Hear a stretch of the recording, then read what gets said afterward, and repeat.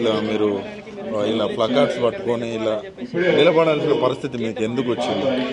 First అయితే ఎవరైతే రేవంత్ రెడ్డి గారికి ఓటేశారో వాళ్ళందరూ డెవలప్ చేస్తారని ఓటేశారు. కానీ దానికన్నా ఇది గాంధీ సర్వే కోసం ఇదంతా కూలగొట్టి మేము రోడ్ల మీద ఉన్న వాళ్ళకి ఇక్కడికి తెస్తారని చేస్తే ఇంట్లో ఉన్న వాళ్ళని రోడ్డు మీద తెస్తున్నారు.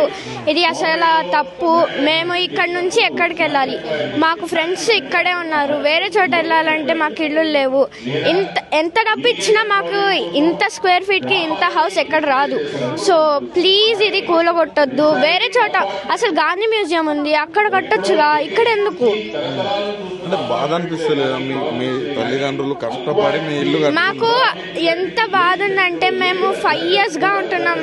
ఈ మెమొరీస్ అన్ని లూజ్ అయిపోతాం, ఫ్రెండ్స్ని లూజ్ అయిపోతాం. ఇంత బాధ అంటే అందరికన్నా ఎక్కువ పిల్లలకే ఉంటుంది కదా. మేమే కదా కిందకు వచ్చి ఆడుకునేది. మెమొరీస్ చాలా ఉంటాయి. స్విమ్మింగ్ పూల్ ఉంది, అన్ని యాక్టివిటీస్ ఉన్నాయి. మేము హిందూస్, ముస్లిమ్స్, వేరే స్టేట్స్ నుంచి వచ్చిన వాళ్ళు కూడా ఉన్నారు.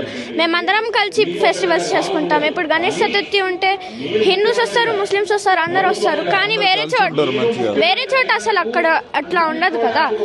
ఎందుకు మరి? రోజు స్కూల్కి వెళ్తా ఉంటారు. మీ ఇల్లు తిరిగి వచ్చే వరకు ఉంటుందో రాదో అనే, అంటే తిరిగి వచ్చే వరకు మా ఇల్లు ఉంటుందో ఉండదో అనే భయం మీకు కలుగుతుందా? మాకు ఇప్పుడు స్టడీస్ ఉన్నాయి. ఆ స్టడీస్ కన్నా ముందు మాకు 1 week ముందు వచ్చిన నోటిఫికేషన్ మీద ఎక్కువ భయం ఉంది. ఇది పోతుందంటే ఇది పోతుంది. మాకు ఎగ్జామ్స్ వస్తున్నాయి. మేము ఎక్కడ ఉండాలి? ఎక్కడి నుండి చదువుకోవాలి చెప్పండి. ఇప్పుడు మూసి అంటే అక్కడ చేసుకుంటారు. కానీ గాంధీ స్టాచ్యూ కోసం ఇదంతా కూలగొట్టి ఎందుకు చెప్పండి? గాంధీ మ్యూజియం ఉంది, అటు ఫారెస్ట్రీ ఉంది, ఇన్ని ఉన్నాయి. మరి ఎందుకు ఇక్కడే?